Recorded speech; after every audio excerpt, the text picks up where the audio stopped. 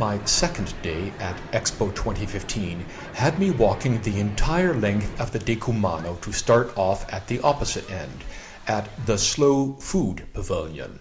The pavilion whose displays truly had something to do with the Expo motto of feeding the planet. Most arresting was a table with various flip photos contrasting slow food presidium animal raising with factory farms.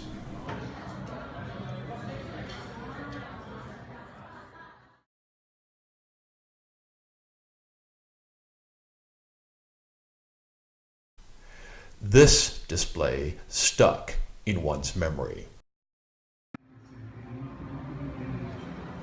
Afterwards, I needed some fresh air and a walk.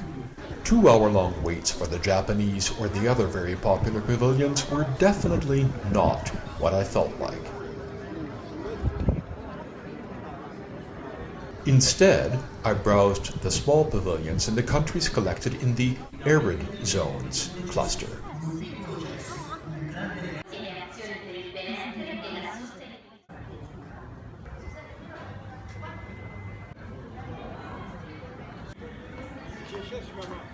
In between the Senegal, Mali, and Eritrea pavilions, ladies were applying henna hand painting to those visitors who were interested. Noticing the sign advertising zigini outside the Eritrean pavilion, I decided to stop there for lunch. My one-dish meal of zigini came with beef, lentils, beans, and mushrooms, served on top of injera, and was delicious, even if very mildly spiced to cater to the unaccustomed palates of most Italian Expo visitors.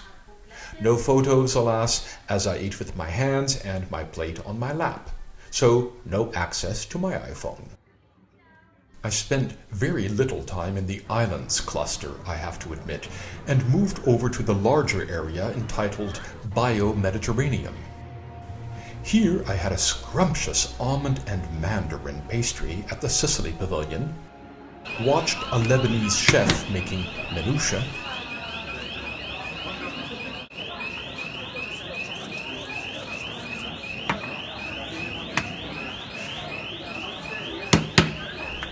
and watched a video wall of some very dramatic Montenegrin countryside.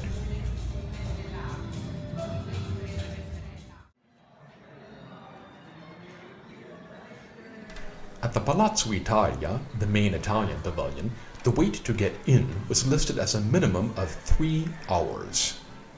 I crossed to the other side of the Cardo instead and wandered through the Italian wine pavilion. The entrance area was devoted to these displays of color nomenclature for wines. Upstairs was a larger area where, for €10, one could taste 3 wines of one's choice. I returned later for my personal selection.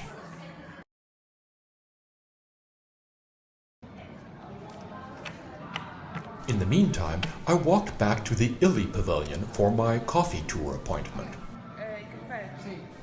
My docent explained various aspects of the processes of how one arrives at what we actually drink. There were also statistics and an exhibit of professional espresso machines dating back to the 1950s, all of them Italian, needless to say. At the end of my tour, I had a cup of excellent Guatemalan espresso. Outside the Thailand pavilion, these Thai fighters were giving a well-attended demonstration which requires no commentary.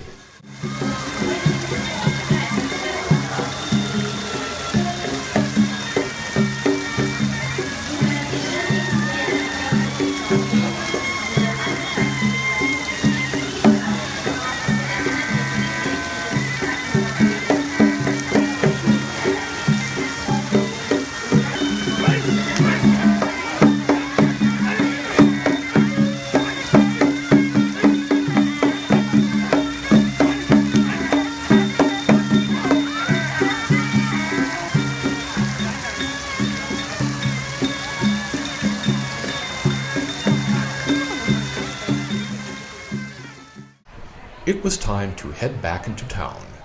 By the expo entrance, incoming visitors were still streaming through the security checks.